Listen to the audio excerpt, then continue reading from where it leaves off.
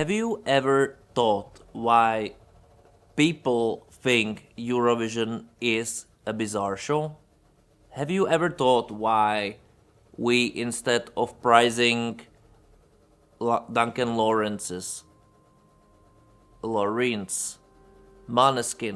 we are looking forward to Baby Lasagnas and Carias? Why we don't support quality and thinking that Eurovision is a special show for, I don't know, actually, because it should be for everyone. And why are we locking ourselves into the cellar and not celebrating equality? About those topics I will be talking in today's podcast. Let's talk. Alright guys, welcome back to my channel. Very glad you're here. And today's topic is why we don't praise quality at Eurovision. Like, whenever I do a reaction on something, of course it has two extremes. Like, if I'm very positive, everybody's completely liking me and so on, how professional I am.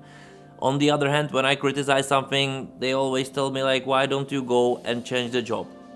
And this will be always like this. If I get crazy about it, nothing would ever change. There are reviews. You go on the market with your face. You need to take both of those sides. It's fine in my opinion. But what struggles me or what worries me all the time when I'm hearing it is, especially when I'm commenting on joke acts, the music which has more funny elements or trying to be shocky or something like this, without bringing actually equality, that I'm always getting answers like, but what about Verka Serduška? What about Karia? What about this and that? And I was like saying like, but why are we comparing Eurovision to, like, why we are creating legends of Eurovision of something which is basically like a joke? It's funny. It's not like a real quality. It's something what I don't want to say that we should be ashamed of, but something what is more like a little bit more shameful to Eurovision than actual quality. Like, I remember Karia's edition. Okay, he was funny. I think he was one of those joke acts who also brought some kind of a value quality to it, the way he was as an artist also on the stage. But until like Baby Lasagna and all those like little copies of this kind of style this year, they don't bring numbers, they don't bring quality, they don't bring something to be very, to be proud of. And I want to be Loreen to be the prized one, Duncan Lawrence to be the prized one, Måneskin to be the prized one, because actually they were about to change the narrative about Eurovision. Like, look at the quality, look, this Eurovision song is played in the radios around the whole globe. This person is everywhere, even in the US, anywhere, recognized also as a Eurovision winner. Those guys, their career were completely accelerated by winning Eurovision, and that get them news everywhere, and then they were become famous for a few years before they disappeared. And basically Damiano David, it's now the only one kind of which is still on the career, or at least known. But those are the examples we should rather use than creating this Eurovision skanzen of figures which are just basically like funny mascots, And I know that it sounds harsh, but Duncan Lawrence's Måneskin would do absolutely much more for Eurovision than those caricatures. And it's about mocking it, yes. Like honestly, I think we need to wake up from that dream. Otherwise, Eurovision will become 2000s crazy contest. No one really cares. No one cares about single winner. And I know there are some like very prestigious, like there are some brilliant winners for countries who never win before. But is this quality where we want to go, or we want to go back to Loreen's, Arcade's, Måneskin's? Do we want to go to such winners and support this kind of quality? Imagine that we have a year when there will be much more artists like Måneskin. Like in 2022, there were also plenty candidates, but imagine we have much more or 2021. that we have much more of this quality, this superstar quality, that it would really matter the contest and competition, that would be legendary. Instead of, it like Eurovision feels sometimes to me that it's like those fights in the mud, that like it's funny to watch, it's ha ha hey hey, it's a little bit stupid, we have this entertainment and that's gone. And I think we're getting this way with such artists, and we are prizing those artists, and we are bringing back always those artists because they're somehow become legend status of Eurovision, of our mud fights. But why not the proper box? Like, I think this is where it should go. This is what we should prize. I don't understand why even the community, even the hardcore community, is prizing this.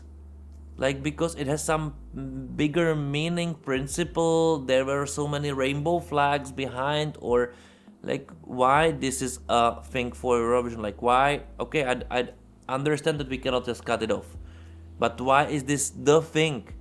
Why is not Maneskin the thing? Why is not Loreen the thing? Why is not Duncan Lawrence the thing?